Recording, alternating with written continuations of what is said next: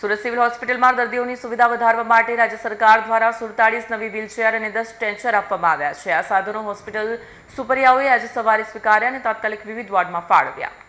Surat civil હોસ્પિટલમાં દર્દીઓની સુવિધા વધારવા માટે રાજ્ય સરકાર દ્વારા 47 નવી વ્હીલચેર અને 10 સ્ટ્રેચર આપવામાં આવ્યા છે। જો કે આરોગ્ય મંત્રી પ્રફુલ પાનસેરિયાની આકસ્મિક મુલાકાત દરમિયાન હોસ્પિટલના જૂના ઇમરજન્સી વિભાગ અને વોર્ડમાં કેટલીક વ્હીલચેર અને સ્ટ્રેચર તૂટેલી હાલતમાં જોવા મળી।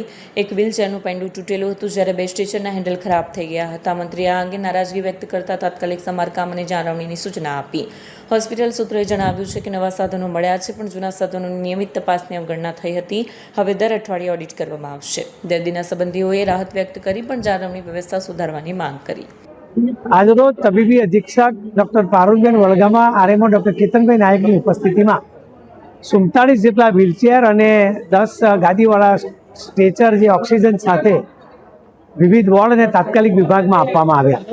આદરણીય આરોગ્ય મંત્રી પ્રફુલભાઈ પાનસેરિયા સાહેબની આકસ્મિક મુલાકાત બાદ તૂટેલા સ્ટ્રેચર અને વ્હીલચેરની જે સમસ્યાઓ હતી એ સમસ્યાઓને દૂર કરવા માટે સરકારશ્રી તરફથી આ વ્હીલચેર અને સ્ટ્રેચર અર્પણ કરવામાં આવે છે।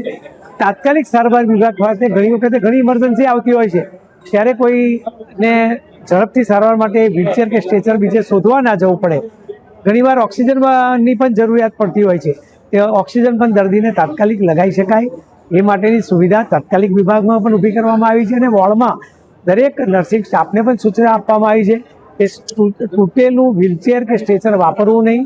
જેને જે જરૂરિયાત છે એ મુજબ વહીવટીતંત્ર સિવિલ હોસ્પિટલ કટિબદ્ધ છે, તેથી આવનાર દિવસોમાં દર્દીને વ્હીલચેર કે સ્ટ્રેચર વગર તકલીફ નહીં પડે અને સરળતાથી તાત્કાલિક વિભાગમાંથી ત્વરિત સારવાર માટે એ તાત્કાલિક વિભાગમાં લઈ જવામાં આવશે।